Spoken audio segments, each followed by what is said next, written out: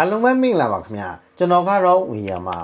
စီးပွားရေးလောကမှာရေရှည်ရက်တည်ပြီးအောင်မြင်တဲ့လုပ်ငန်းရှင်တစ်ယောက်ဖြစ်ဖို့ဆိုတာငွေရှာတဲ့ဥတာမှာကားပဲခိုင်မာတဲ့ business philosophy ရှိဖို့လဲလိုပါတယ်ကျွန်တော်ဒီနေ့မှာတော့လုပ်ငန်းကိုအရှိန်အဟုန်နဲ့တိုးတက်စေမယ်အောင်မြင်သူတို့ရဲ့လှူဝက်ချက်73ချက်ကိုပြောပြပေးသွားမှာဖြစ်ပါတယ်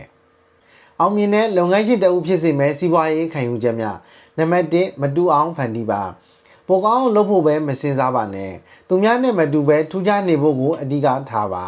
လူတွေကကောင်းတာထက်ထူးခြားနေတာကိုပိုပြီးမှတ်မိတတ်ကြပါတယ်နံပါတ်2ဂုဏ်ယူရတဲ့အရာကိုရောက်ပါကိုယ့်ကိုယ်ပြန်ကြည့်ရင်ဂုဏ်ယူစရာမယ်ကုန်ပစ္စည်းနဲ့ဝန်ဆောင်မှုမျိုးကိုတည်ဆောက်ပါကိုယ်တိုင်တောင်စိတ်မချရတဲ့အရာကိုသူတစ်ပါးကိုမရောင်းပါနဲ့နံပါတ်3 customer akim စီးပွားရေးရဲ့အသက်ဟာဖောက်တယ်ပဲဖြစ်ပါတယ်ဖောက်တယ်ရဲ့လိုအပ်ချက်ကိုနံပါတ်1နေရာမှာထားပါနံပါတ်4မပြိုင်ပါနဲ့ထိန်းချုပ်ပါပြိုင်ဆိုင်မှုတွေကြားမှာလုံးချလိုက်မနေပဲစီးပွားရေးဈေးကွက်ကိုကိုကားပဲထိန်းချုပ်နိုင်အောင်ကြိုးစားပါနံပါတ်5ပြိုင်ဘက်တွေကိုအဝေးမှာထားခဲ့ပါပြိုင်ဘက်တွေနဲ့လိုက်ပြီးပြိုင်နေမယ်အစားသူတို့လုံးဝလိုက်မမီနိုင်တဲ့အထိခဝဝေးကနေကြိုပြီးပြေးထားပါနံပါတ်6 stepping stone ဖြစ်ပါစေဒီနေ့သင်လုံးလိုက်တဲ့အလုပ်တိုင်းဟာမနှက်ဖြန့်ရဲ့အောင်မြင်မှုတိုင်းအတွက်လေကားတဲ့တစ်ခုဖြစ်ပါစေနံပါတ်9ယင်းနှမြုံနှံဖို့မနှံမျောပါနဲ့တင့်ကိုငွေပြန်ရှာပေးမဲ့အရာတွေအတွက်ငွေ300မှမနှံမျောပါနဲ့ဒါတွေဟာအသုံးစရိတ်မဟုတ်ပဲယင်းနှမြုံနှံမှုများဖြစ်ပါတယ်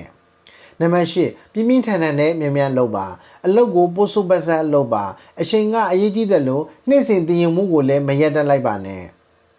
နံပါတ်9 system တိဆောက်ပါကိုယ်တိုင်မပါဝင်နေရင်တော့လိုလျောက်လေပတ်နေမဲ့ business system တစ်ခုဖြစ်အောင်တိဆောက်ပါ